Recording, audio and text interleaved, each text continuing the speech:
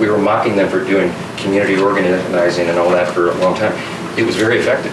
They raised up a whole generation of millennials and people, and of course they're being indoctrinated in the public school systems and all that. That's what we're competing against. So we have to be able to present these truths in plain language and win people over.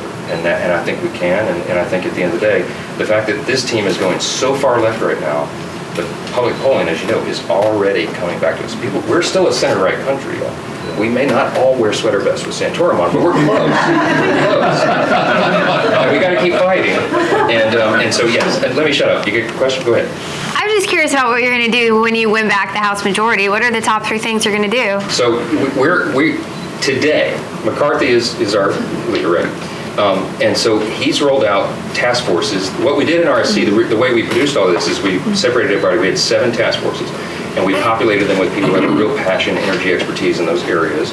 And what we did over those 2 years is about every 3 months we rolled out another publication of a task force. So we had healthcare, the American Worker Task Force, national security, all the things we're concerned about. And at the end, we consolidated it all together in this big thing. So it worked so well, and we had 148 of 199 Republicans working on it. McCarthy said, gee, we ought to do that conference-wide. Oh, yeah, eureka. So we are.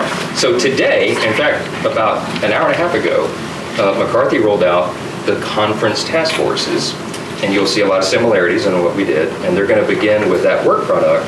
So to ask me what my top 3 It sounds like you're dodging. I'm not dodging, but I don't want to get out in front of my leader and tell you what they are. I think I know what they are, and I'm going to try to draft. What would you do? Well, I would lead, I think right now, the biggest issues on the hearts and minds of people is inflation, the border, and probably, I'm going to tell you the life issue, because I think that with the Supreme Court teeing up the Mississippi case, this is going to come up. We've seen polling. We're going to run on what we used to call social issues. Those are American issues. These are American values. Yes. We're conservatives, but it just so happens the conservative cause is the American cause right now. It's these core principles, right? And so we're going to, when you go into an election cycle, you take longitudinal polls out a few months and you figure out which ones are resonating the most, and you run on that because it's reality, right? But whatever the top 3 issues are that we're going to run on, it's difficult to determine right now what that's going to look like a year from now, right? But whatever those issues are, we have a whole subset of policies that are ready to go on day one, and they're already assigned to authors. We already have legislative text for a lot of this stuff, and we're going to just come out of the blocks. And if we have a sizable majority, which I think we're going to have, you're going to see a lot of very exciting things. Okay, and if I tell you right now, since we're on video and everybody's watching in California, what the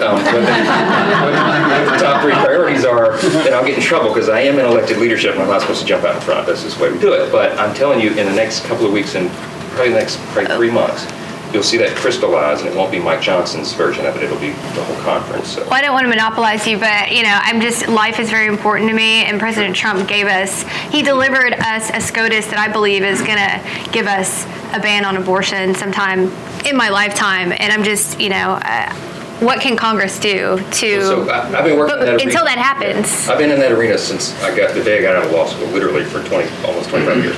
I was a pro-life litigator. I did religious liberty defense, pro-life defense in the courts, right? So it's been near and dear to my heart. I've known Amy Coney Barrett since high school. We go way, way back.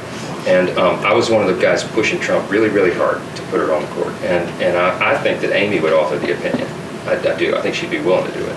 And I think we're going to have at least 5 of those, if not all 6 of the conservatives that will help us. If we overturn Roe, which I think it's imminent. I really do. Because I think if you look at it from the originalist perspective, which all of them are now espousing, or most of them are espousing, It's indefensible. It's indefensible, and it goes back to the states.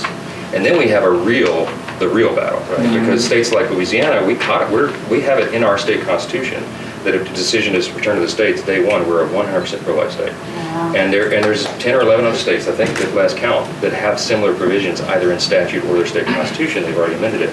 We just amended our constitution last year. We've had it in statutes for like 12 or 13 years. Anyway, there are also, though, frighteningly, some states, and you can guess which states they are, some of them friends may be watching from those states, that they're going to go the opposite end. And they're going to go full, late term, all-out abortion on demand. And you're going to have a division in the country on that day. And in that season, you're literally going to have pro-life and pro-death states.